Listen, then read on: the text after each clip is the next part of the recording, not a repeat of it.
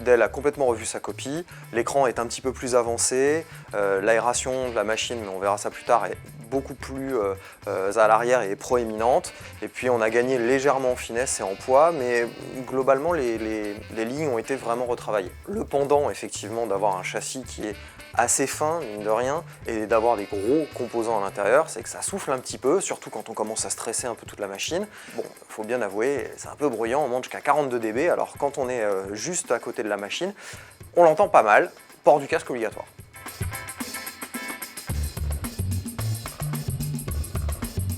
On a de vrais composants de PC portable. Alors j'entends par là que jusqu'alors, les deux autres versions avaient des composants basse consommation, notamment au niveau du processeur. Et là, Dell a complètement retravaillé sa copie et a décidé de placer des vrais composants de PC portable comme ceux qu'on trouve dans les autres machines gaming du marché.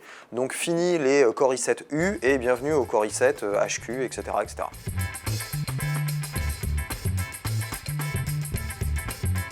Alors oui, on va pouvoir jouer à tout, en Full HD du moins, en mettant un bon gros niveau de détail, sans toutefois trop quand même charger la mule, parce que mine de rien, la configuration, notamment graphique, ne va pas permettre de pouvoir monter jusqu'à la 4K à fond, quoi.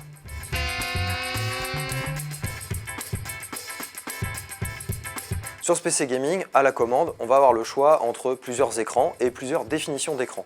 Sur la version que nous on a testée, on avait le haut de gamme, donc on avait un écran OLED, ce qui est assez rare sur un PC portable, et surtout affichant une définition dite 1440p, c'est-à-dire 2560 par 1440 pixels.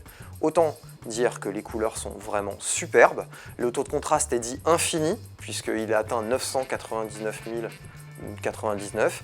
En revanche, côté luminosité, on a été un tout petit peu déçu, mais sinon, enfin, c'est très bien pour jouer.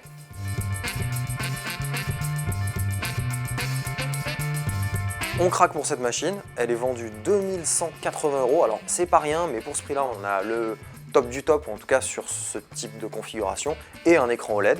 Néanmoins, pour ma part, je choisirais plutôt une version en écran Full HD, avec toujours la 1060, qui n'est pour l'instant pas disponible sur le site, mais qui va arriver dans les prochaines semaines, ce qui va faire bien sûr baisser un tout petit peu l'addition.